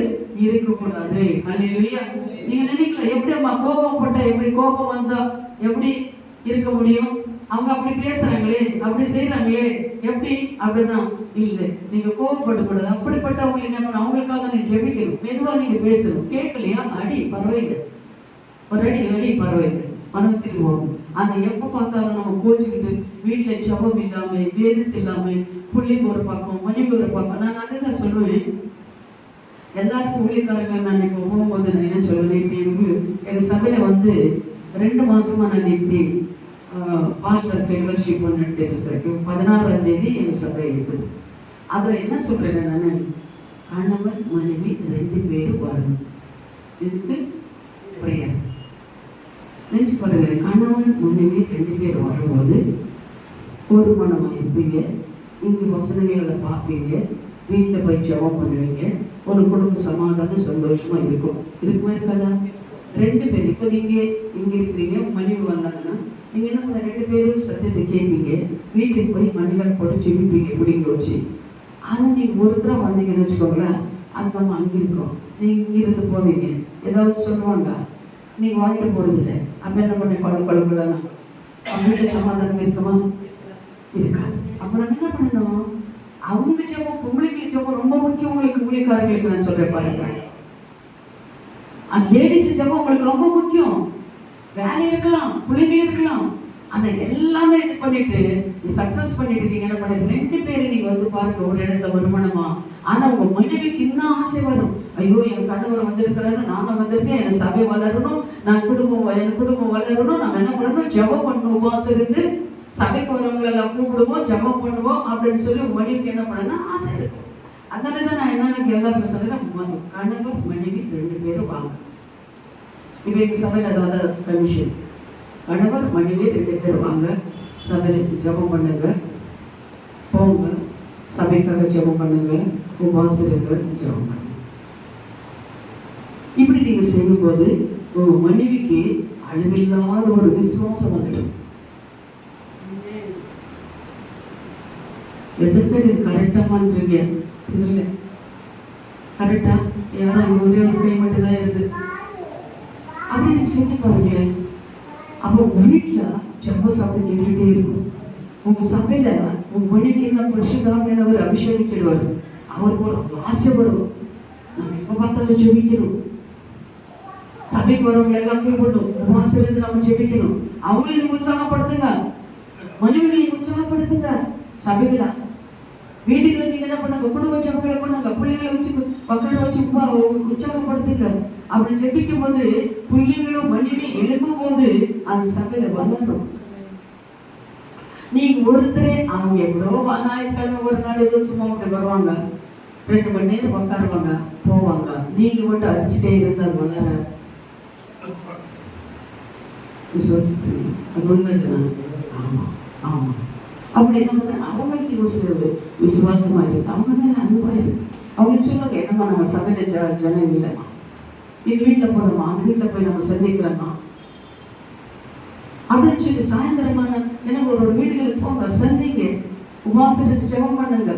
அவங்களுக்கு லேடிஸ் நீங்க உற்சாகப்படுத்தி பாருங்களேன், அது சமைக்க இருக்கும். அல்லேலூயா அல்லேலூயா. அந்த மாதிரி நம்ம என்ன பண்ண, உற்சாகத்தோட நம்ம ஜெபிக்கணும். நம்ம சபை பெருகணும்னா, நம்ம குடும்பங்களை பெருகணும்னா நம்ம என்ன பண்ணணும், நம்ம உபாசம் நம்ம ஜெபிக்கிறவங்களாக நம்ம இருக்கணும். அல்லேலூயா. அதே போல சரி, இன்னொரு காரியம் பாருங்க, முற்போபியா இல்லாதவனா இருக்கணும், மதுபான பிரியம் இல்லாதவனா இருக்கணும், அடியாதவனும் இழிவான ஆதாயத்தை இச்சியாதவன் இருக்கணும். இழிவான ஆதாயத்தை இச்சியாதவன், நம்ம எது இருக்குதோ அதெல்லாம் சந்தோஷப்பட்டு நம்ம நடக்கிறவங்களாக இருக்கணும். அவங்க கொடுக்குறாங்க, இவங்க கொடுக்குறாங்க, அங்கே நம்ம போகலாம், இங்கே போகலாம், பொய் சொல்லலாம், ஒட்டிக்கு வாங்கலாம், ஒட்டிக்கு கொடுக்கலாம். அது ரொம்ப கஷ்டங்க. ரொம்ப ஊழியக்காரங்க என்ன பண்றாங்க, ஒட்டி கொடுக்குறாங்க. எனக்கு தெரிஞ்சு எந்த காசு தெரியுமா, காணிக்கு வர காசுகளை ஒட்டி கொடுக்குறாங்க. எனக்கு தெரிஞ்ச ஒருத்தர் இருக்கிறார், அம்மா 5 ரூபாய் வட்டிக்கு நான் கொடுத்துருக்கிறேம்மா, ஏன்னா என் ஊழியத்துக்கு வேணுமா, அதனால 5 ரூபாய் வட்டிக்கு நான். அது நல்லதுங்க. ஊழியக்காரங்க சொல்லுங்க, வட்டி கொடுக்கலாமா? அவர் என்ன சொல்றாருன்னா, என்ன பாஸ்டர் இப்படி வேதம் சொல்லலையே அப்படின்னு அவர் சொல்றாரு. அம்மா கொடுக்கன்னு சொல்லி தானே இருக்குது, வட்டி கொடுக்கன்னு இருக்குதா? உங்ககிட்ட இருக்கிறது கூட சொல்லி இருக்குதா? வட்டி கொடுக்கறது இருக்கா? இப்படி நம்ம ஜனகணமா ஊழியக்காரர்கள் இருக்கிறோம். நம்ம எப்படி இருக்கிறோம்? வட்டிக்கு வாங்குறதும் தப்பு, கொடுக்கறதும் தப்பு. நீ அநேக ஜனங்களை கடன் கொடுப்பாய், நீயோ கடன் வாங்காத இருப்பாய். அப்ப நம்ம என்ன, வெட்டி கொடுக்கறது அது பாவம்னு சொல்லி நம்மளுக்கு எல்லாருக்கும் தெரியும். ஆனா நம்ம என்ன பண்ண, வருமானம் வேணும், எனக்கு ஊழியத்துக்கு தானே. அவர் சொல்றாரு, ஊழியத்துக்கு தானேம்மா, ஏழைப்பட்டவங்களுக்கு தானேம்மா நான் உதவி செய்றேன். ஊழியத்துக்கு இல்லை, ஊழியத்துக்கானாலும் சரி நீ வட்டி கொடுக்க கூடாது. அது நம்ம செய்யற தவறுகள், அப்படி நம்ம இருக்கக்கூடாது. இன்னொரு காரியம், தசபாகம் காணிக்கை வரும்போது அது எப்படி தேவன் வேதத்துல சொல்லப்பட்டிருக்கிறதோ அதன்படி நம்ம நடக்கிறவங்களாக இருக்கணும். எதுக்கு வேணாலும் நம்ம எடுத்து பிரயோஜனப்படுத்தக்கூடாது. எது ஆண்டவர் என்ன சொல்லியிருக்கிறாரு, எப்படி உபயோகப்படுத்த சொல்லியிருக்கிறதோ அதன்படி நம்ம செய்யறவங்களாக. நீ கொஞ்சத்துல உண்மையா இருந்தா அதே விதத்துல இருக்காரு தேவன் சொல்லுது. இந்த மாதிரி நம்முடைய இந்த கற்பனையின்படி நம்ம நடக்கும் போது கர்த்தர் ஏன் ஆசீர்வதிக்க மாட்டாரு? ஏங்க நம்ம 100 200 இவங்க நாங்க கை நீட்டணும்? நம்ம தேவன் ஆசீர்வதிக்கிற தேவன் தானேங்க. என்ன நம்ம பிரசங்கத்துக்கு கூட்டிட்டு வாங்க எல்லாம் புத்தி சொல்றதை நினைக்கிறாங்க. சரிங்களா? நம்ம எல்லாரும் ஒரு சகோதர சகோதரிகளமா, நம்ம எல்லாரும் தேவனால் அபிஷேகப்பட்டு இருக்கிறவங்க. தேவன் நம்மளை தெரிந்து கொண்டே இருக்கிறார். அதனால நம்ம என்ன பண்ணாங்க, சாட்சியாக நம்ம இந்த உலகத்துல வாழணும். அந்நிய ஜனங்களுக்கும் நம்மளுக்கு என்னங்க வித்தியாசம் இருக்குது? நம்ம செய்யற காரியங்கள் அவங்க செய்யறாங்களா இல்லையா? அவங்க செய்யற காரியங்கள் நம்ம செய்யறோம் இல்லையாமா? அப்ப நம்மளுக்கு அவங்களுக்கு என்ன வித்தியாசம்? இப்போ ஒரு ஸ்கீம் வந்திருக்கு.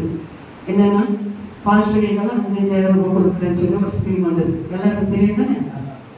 தெரியுமா? ஆனா அதை நீங்க பார்க்கும்போது கொஞ்ச பேர் எங்ககிட்ட வந்து கேட்குறாங்க, அவங்க பாஸ்டர் கிடையாது, விசுவாசிங்க. அவங்களுக்கு பாஸ்டருக்கு என்ன பண்ணியிருக்காங்க, சர்டிஃபிகேட் கொடுத்துருக்காங்க, 2,000 ரூபாய் வாங்கி சர்டிஃபிகேட் கொடுத்துருக்காங்க. அப்போ அவங்க இப்போ என்ன பண்றாங்கன்னா, நான் பாஸ்டர் சர்டிஃபிகேட் என்கிட்ட இருக்குது. அல்லேலூயா. பாஸ்டர் சர்டிஃபிகேட் என்கிட்ட இருக்குது. நீங்க ஒரு லெட்டர் எனக்கு கொடுத்தீங்கன்னா எனக்கு மாசம் 5,000 ரூபாய் வரும். அப்போ நீங்க ஒரு லெட்டர் கொடுங்கன்னு என்கிட்ட கேட்கிறாரு. நான் கொடுக்கலாமா? அது கொடுத்த அந்த சாமியாருக்கு ஆண்டவர் யாரும் கேட்பாரு? நம்ம தான் கேட்பாரு. இப்படி நம்ம என்ன பண்றோம்? பணத்துக்காக வாழ்ந்துட்டு இருக்கிறோம். அல்லேலூயா. அப்படி இல்லாதபடி கர்த்தர் நம்ம என்ன பண்றாரு? தேவன் வசனம் வாக்கி என்ன சொல்லுதோ அதுபடி நம்ம நடக்கிறவங்களாக நம்ம இருக்கணும். அல்லேலூயா. கர்த்தர் கரோ என் மேலுங்க கடுகளவு பயமில்லைங்க, கடுகளவு பயமில்லைங்க. கர்த்தர் கரோ என் மேலுங்க கடுகளவு பயமில்லைங்க. அல்லேலூயா. கர்த்தர் கரோ நம்ம மேல கடுகளவு பயமே இருக்கக்கூடாது. நம்மளுக்கு எப்பொழுது கர்த்தர் நம்மளோட இருக்கிறது அல்லேலூயா. ஸ்தோத்திரம். இப்போ நம்ம பார்த்த காரியங்கள் 6 காரியங்கள் நாம் பார்த்தோம். சரி, தேவ நாமத்துக்கு ஸ்தோத்திரம். இப்போ அப்படியே கண்களை மூடி நம்ம சொல்லுங்க. அதிகமாக நேசிக்கிற பரலோக பிதாவே,